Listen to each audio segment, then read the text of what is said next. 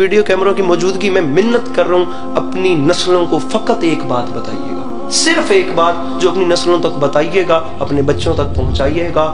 خدا سب کچھ برداشت کر لیتا ہے، خدا گھمنڈ برداشت نہیں کرتا۔ شیطان نے گھمنڈ ہی تو کیا تھا، 6500 سال کی عبادتیں ایک سیکنڈ میں سائڈ پہ چلی گئی۔ جناب لقمان نے اپنے بیٹے کو جو درس دیا تھا اپنی زندگی میں، اتنے بڑی شخصیت نے فرمایا صرف ایک کام یاد رکھنا، خدا کا خوف اپنے اندر سے ختم نہ کرنا، چاہے پورے کائنات بھر کی نیکیاں بھی تمہارے دامن میں کیوں نہ ہوں، اور خدا کی رحمت سے مایوس نہ ہونا، چاہے کائنات آدم و عالم کے گناہ بھی تمہارے دامن میں کیوں نہ ہوں۔ بہت باریک نقطہ ہے، یہاں سے یہ نہ لیجئے گا کہ میں کہہ رہا ہوں گناہگار بندہ گناہ کرے یا بندہ اس طرف چلے، مولا معاف کرے، میں کوئی گناہ کرنے کی وہ نہیں کر رہا آپ کو، لیکن مومن وہ ہے جس کے اندر خدا کی رحمت سے امید اور خوف خدا بالکل ایکول ہو، نہ وہ خوف خدا کے سامنے مایوس ہو جائے کہ میری رحمت، یہ مایوسی بھی کفر ہے، اور نہ وہ اتنا خوش فہم ہو جائے جی میں کربلا سے ہو کے آیا ہوں، جی میں سب سے بڑا مومن ہوں، میں نے بڑا جلسہ کروایا، ابھی حج کر کے آئے ہیں جی، بہت بڑے ہم لوگ مومن ہیں، بہت بڑی ہم نے ماتم داری کروائی ہے، یہ چیز بھی نہیں کرنی۔ نہ ہماری نماز ڈھنگ کی ہے، نہ ہمارے پاس کوئی دعا ڈھنگ کی ہے۔ کیا علی عباس عسکری میں اتنا حوصلہ ہے؟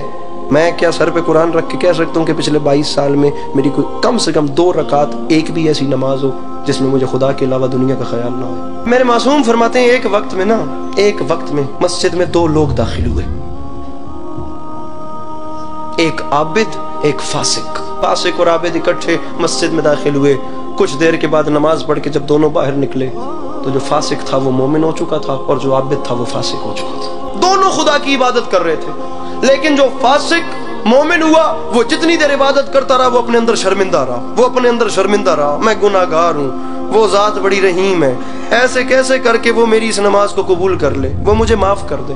وہ اسی سوچ میں 1 سیکنڈ کے بیچ میں مومن ہو گیا، اور جو عابد گیا تھا وہ فاسق ہو گیا۔ اس کے اندر اس کی نمازوں کا گھمنڈی بڑا تھا کہ یہ دیکھ رہا ہے، یہ آج آیا ہے، میں روز مسجد میں آتا ہوں، یہ آج آیا ہے، اسے پتا ہے میرے سر پہ محراب ہے، یہ آج آیا ہے لیکن اسے پتا ہے میں بہت لمبی نمازیں پڑھتا ہوں۔ سامعین گرامی، وہ ذات کہیں بھی نہیں کہتی، میں تمام علماء کے سامنے ہاتھ باندھ کے کہوں گا ان ویڈیو کیمروں کی موجودگی میں ہو سکتا ہے میری مخالفت بھی ہو جائے، لیکن یہی فلسفہ استغفار ہے۔ وہ نہیں کہتی کہ ٹکرے مار کے استغفار یا توبہ بولو، وہ فرماتا ہے تو جتنا بھی گناہگار ہے نا، میری بارگاہ میں آ کر ایک بار ایسے صدق کے دل سے صرف پشیمان بھی ہو جانا، میں تجھے معاف کر دوں گا۔ جناب حر نے کیا کیا تھا؟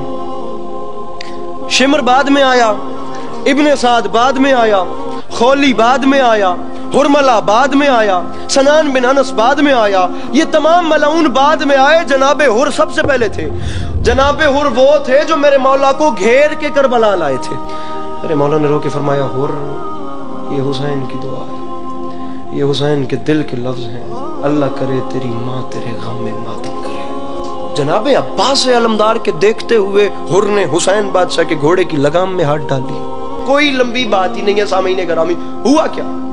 علامہ ذیشان حیدر جوادی صاحب کی کتاب ہے رسالت الہیہ، خدا کی قسم کیا پیارا جملہ لکھتے ہیں، فرمایا یہ جو انقلاب حر میں آیا نا، یہ معرفت فاطمۃ الزہرا کی بدولت ہے، یہ رسول اکرم صلی اللہ علیہ وآلہ وسلم کی بیٹی کی معرفت تھی، جس کے صدقے میں وہ گناہگار، سامعین گرامی ادھر دیکھیے، یہ دیکھیے، یہ بالکل پل صراط ہے۔